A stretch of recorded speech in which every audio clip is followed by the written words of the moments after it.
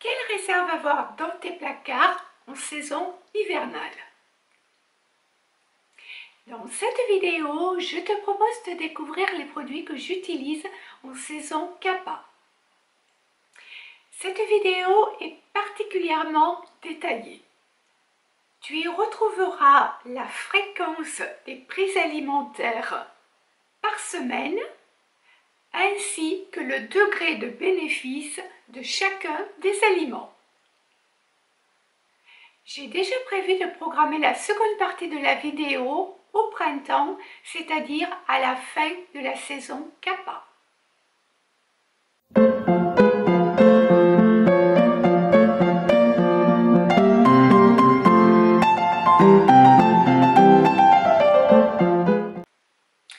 Bonjour, je m'appelle Nathalie.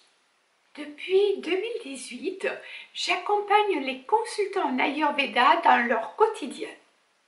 Si toi aussi tu souhaites me contacter pour un bilan ayurvédique, je te propose de consulter mon site professionnel dont tu trouveras l'adresse sous la vidéo dans la barre d'infos.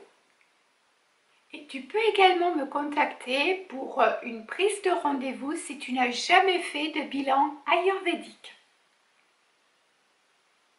Bon, si tu en as déjà fait, tu peux aussi, il n'y a pas de souci. Sur cette chaîne, je te sensibilise à la nutrition ayurvédique. J'ai une vision unique de l'Ayurveda. Pour moi, l'Ayurveda se doit d'être facile, accessible à tous et surtout convivial. C'est la raison pour laquelle je propose des recettes essentiellement tridoshiques, c'est-à-dire adaptées à tous les doshas afin de ne pas encourager l'exclusion sociale. Avant d'aller plus loin, essentiellement pour les nouveaux arrivants sur cette chaîne, je vous invite à liker la vidéo, vous abonner à la chaîne et activer la cloche pour être informé des prochaines publications. Et si tu le souhaites, tu peux également partager cette vidéo sur tes réseaux sociaux préférés. Ces actions que je répète certes dans chacune des vidéos sont essentielles pour la survie de cette chaîne. Elles vont permettre à l'algorithme de YouTube qui est particulièrement capricieux ces derniers temps avec toutes les professions qui sont en relation avec la médecine alternative de reconnaître la qualité de la vidéo et de lui apporter la visibilité qui se doit. Et en plus, tu m'encourages à prendre du temps pour créer du contenu gratuit et te l'offrir avec toujours plein de bonheur. Allez, maintenant, place au placard.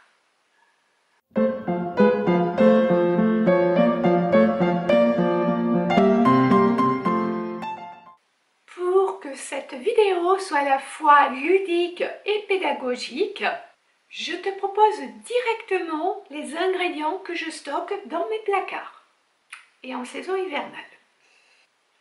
Allez, on commence avec un petit peu de théorie. Ne fuyez pas, c'est de la théorie facile. Pour rappel, les éléments qui composent Kapha sont l'eau, c'est un élément liquide, et la terre, qui est un élément solide. La qualité principale de Kapha est la lourdeur. Et il a également une action de protection. Du fait que l'hiver va préparer au printemps, d'un point de vue ayurvédique, et même d'un point de vue tout court, puisque c'est le rythme naturel de la nature, j'ai fait le choix de scinder cette vidéo en deux. Ceci est la première partie. Je publierai une seconde partie au printemps. Généralement, c'est la saison où le feu digestif est le plus fort. Cela s'explique par le fait que le temps, la météo froide, force Agni, le feu digestif, à s'activer pour un mécanisme normal d'équilibre. Le corps a besoin de plus d'énergie pour se réchauffer, pour être également en parfaite santé. Et cette énergie, il va la trouver dans les aliments. Qui dit kappa dit lourdeur, mais ne pas oublier que les aliments se doivent d'être digestes. La raclette, ok, de temps en temps, mais pas tous les soirs. Sinon, gare aux excès d'eau et également à l'accumulation d'amas que l'on va retrouver au printemps. Comme à chaque saison, les aliments se doivent d'être parfaitement mâchés. On prend le temps de manger et de savourer. Pour soulager acné, tu peux également utiliser des contrepoisons, également appelés antidotes.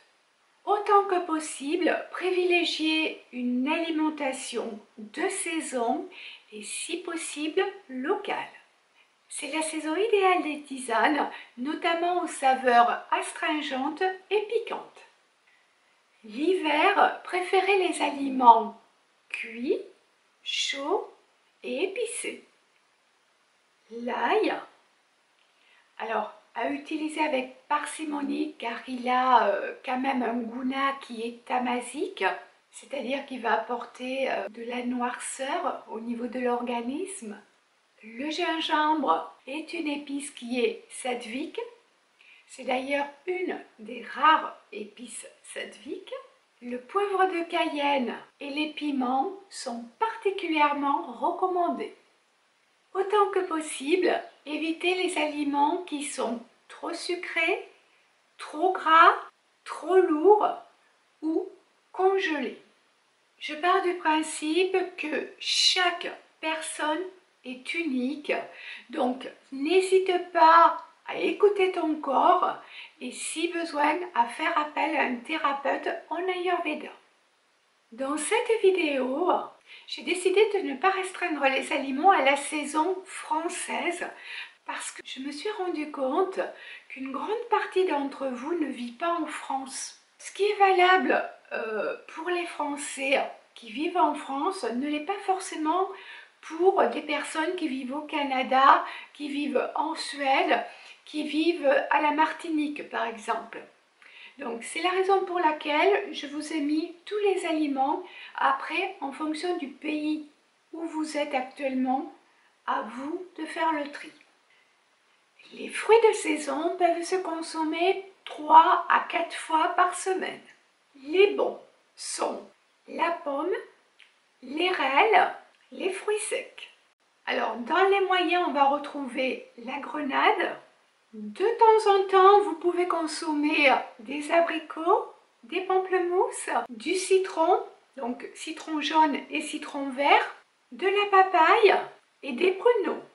Plus rarement, je vous conseille les cerises, les figues, le raisin, la mangue, le melon, l'orange, la pêche, la poire, le kaki, l'ananas, les prunes, les framboises et les fraises. Et autant que possible à éviter les bananes. Oui, je sais, c'est dur. Moi la première. Et les dattes. Les légumes sont à consommer régulièrement. Ils sont à privilégier 2 à 3 fois par jour. Les meilleurs en ce moment sont le brocoli, les choux, le céleri. Les bons sont la luzerne, l'asperge, les betteraves, surtout les personnes qui sont anémiées, petite parenthèse, les choux de Bruxelles, les carottes, les blettes, les piments, la coriandre fraîche, les haricots verts, la salade verte, les champignons, les feuilles de moutarde, les oignons, les petits pois, les radis, les pousses de tournesol, les navets et le cresson. Les moyens sont les poivrons, le chou-fleur, le persil, les pommes de terre et les épinards. Plus occasionnellement, je vous recommande le maïs, l'aubergine, l'okra, les légumes crus, les algues, les courges d'été, les tomates et les courges d'hiver. Et plus rarement, vous allez consommer en cette saison les avocats, les concombres et la patate douce. En saison Kappa, vous pouvez consommer des céréales 1 à 2 fois par jour. Les céréales qui sont bonnes sont l'orge, le muesli, le seigle. Les céréales moyennes sont l'amarante, le quinoa, le sarrasin, le maïs et le millet. La céréale que l'on va consommer de temps en temps est le riz basmati. Et plus rarement le couscous, enfin les graines de couscous, l'avoine, le riz brun et le blé. Et à éviter en saison hivernale, le riz blanc. Alors, on va continuer avec les haricots et les légumineuses. On va pouvoir les consommer 2 à 3 fois par jour.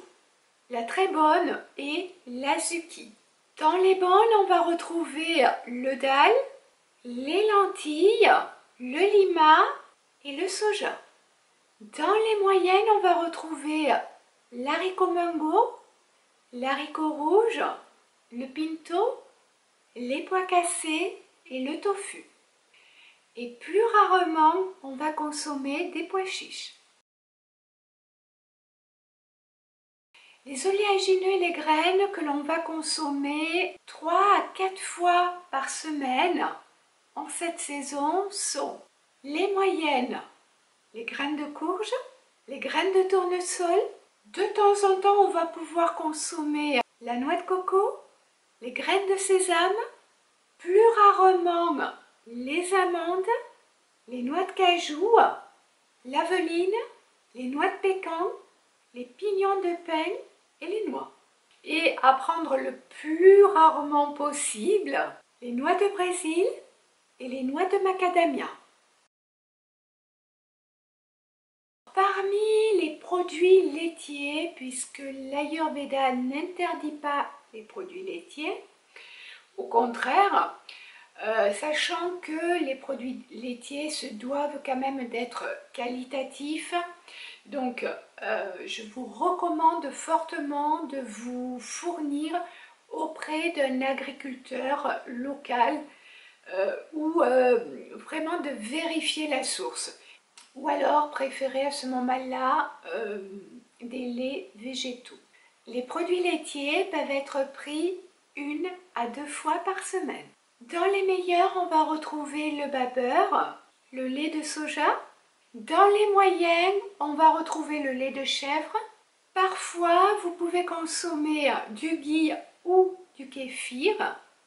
Plus rarement, le beurre, le fromage blanc, le lait entier, la crème aigre et le yaourt. À prendre plus modérément le fromage, la crème et la crème glacée.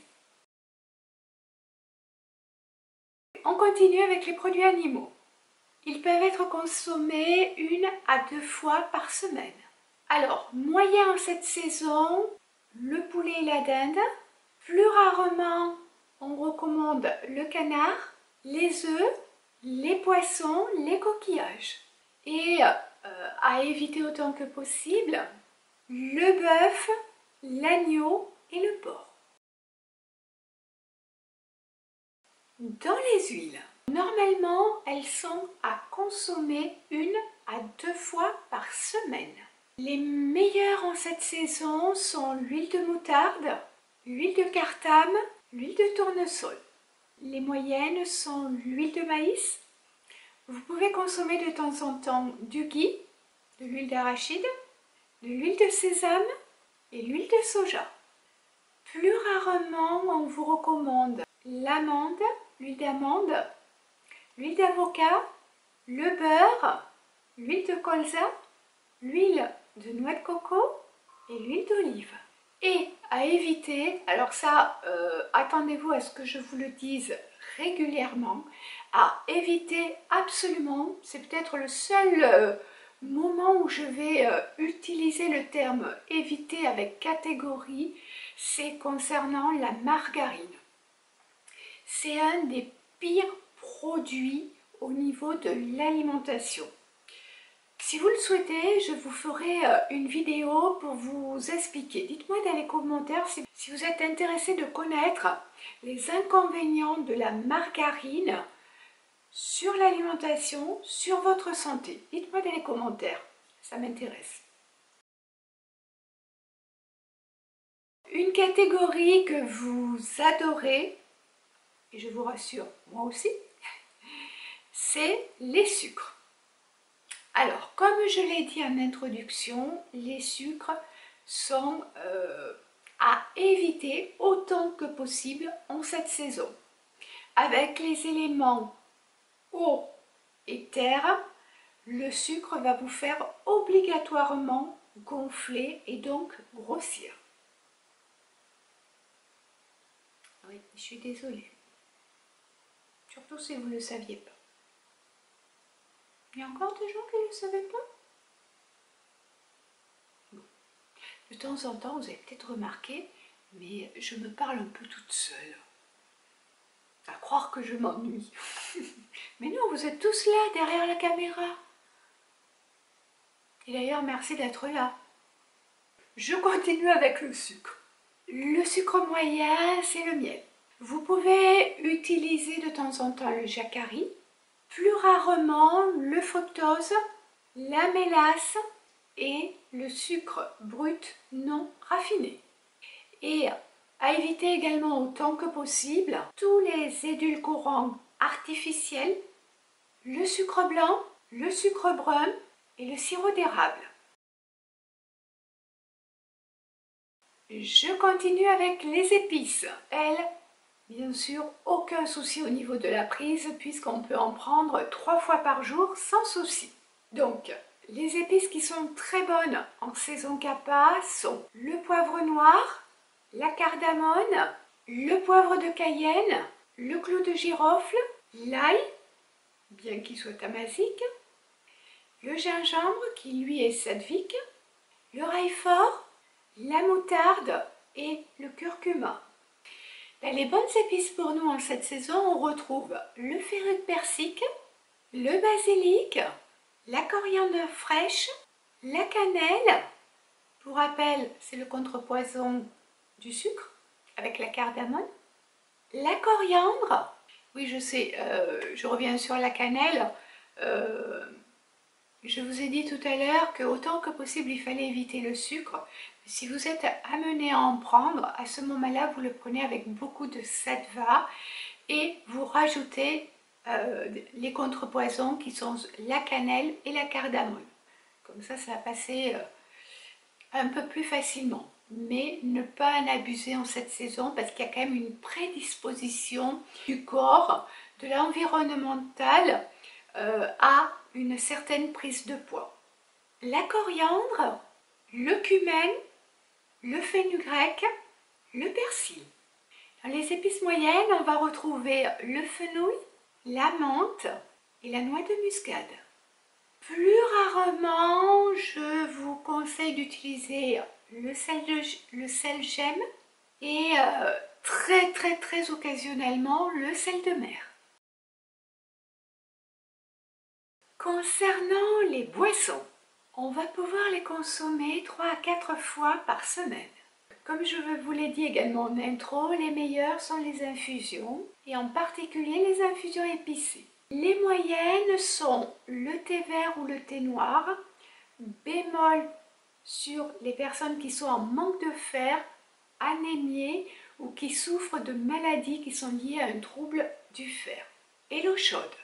Plus rarement, vous pouvez consommer du café, idem que le thé vert et le thé noir. Attention si vous êtes en manque de fer ou anémié, et les jus de fruits acides. Plus rarement, vous pouvez consommer tous les vins. À éviter autant que possible l'eau froide, les spiritueux, les boissons glacées, les laits, les sodas et les jus de fruits sucrés. Concernant un de mes sujets préférés qui est la micronutrition, toutes les vitamines et les minéraux que vous prenez sous forme de compléments alimentaires. Vous pouvez les prendre, mais normalement 1 à 2 fois par semaine. Bien sûr, si vous avez une prescription, vous respectez avant tout la prescription. Qui sont moyennes, on va retrouver les complexes de vitamine B, c'est-à-dire B1, B2, B3, B5, B6 et B9 et B12. Plus occasionnellement, on devrait consommer la vitamine K et C. Vous allez me dire, oui, mais en hiver, on tombe plus facilement malade.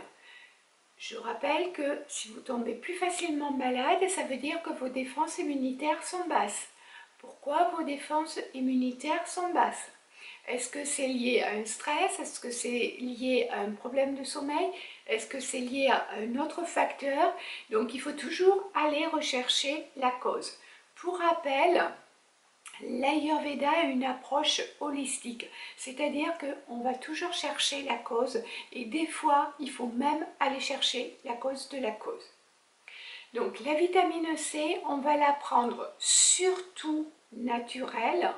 Donc si vous avez bien écouté la vidéo, je vous ai dit que vous pouvez prendre des légumes et également, surtout les légumes, vous pouvez prendre les légumes à chacun des repas. Donc c'est le moment de faire le plein de vitamine C. Plus rarement, vous allez prendre du calcium, du fer, de la vitamine A, de la vitamine D, de la vitamine E et du zinc. Dites-moi également si vous souhaitez que je développe pour la vitamine D dans les commentaires sous la barre d'infos. Ça aussi, ça m'intéresse. Ça me donne aussi plein d'idées pour la suite.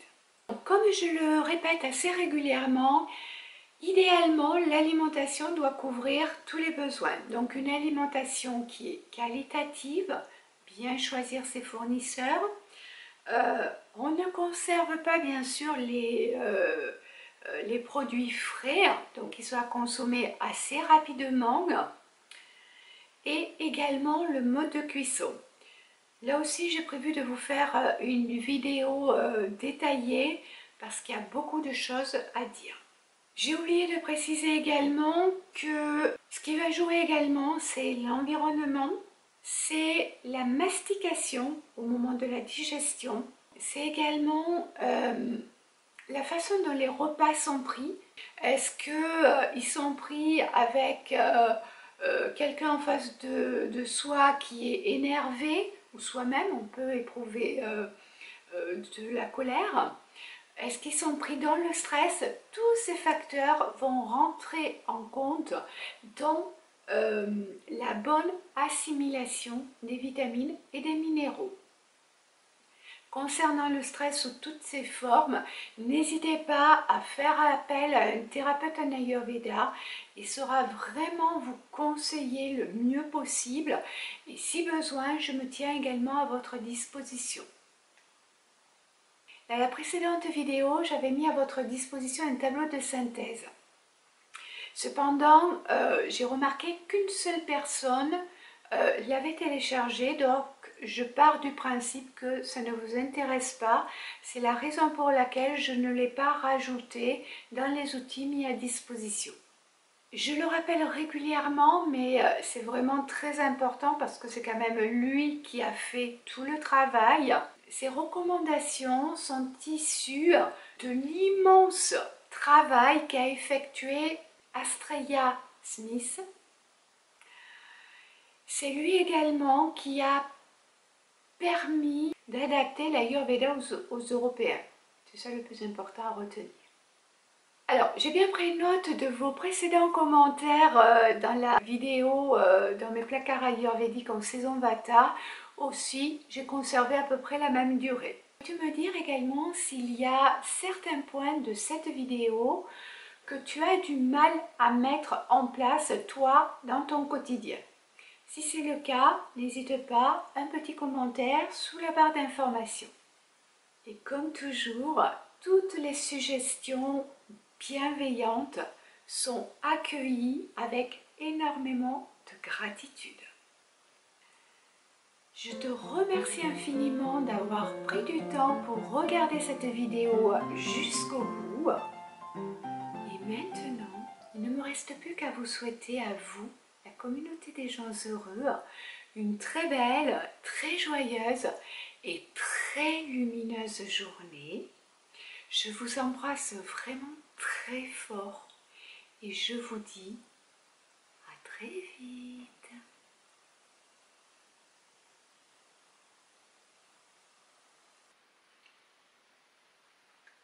Alors, en cette saison, comme je l'ai dit en introduction, ils sont à éviter autant que possible. Oui, je sais, ça fait encore plus mal. Ça veut dire que les chocolats, ça veut dire que tous les petits gâteaux sucrés, ça veut dire que... Bref, on va même plus y penser. On va pas plomber la journée comme ça, non, non, non, non. Allez, je continue avec les sites.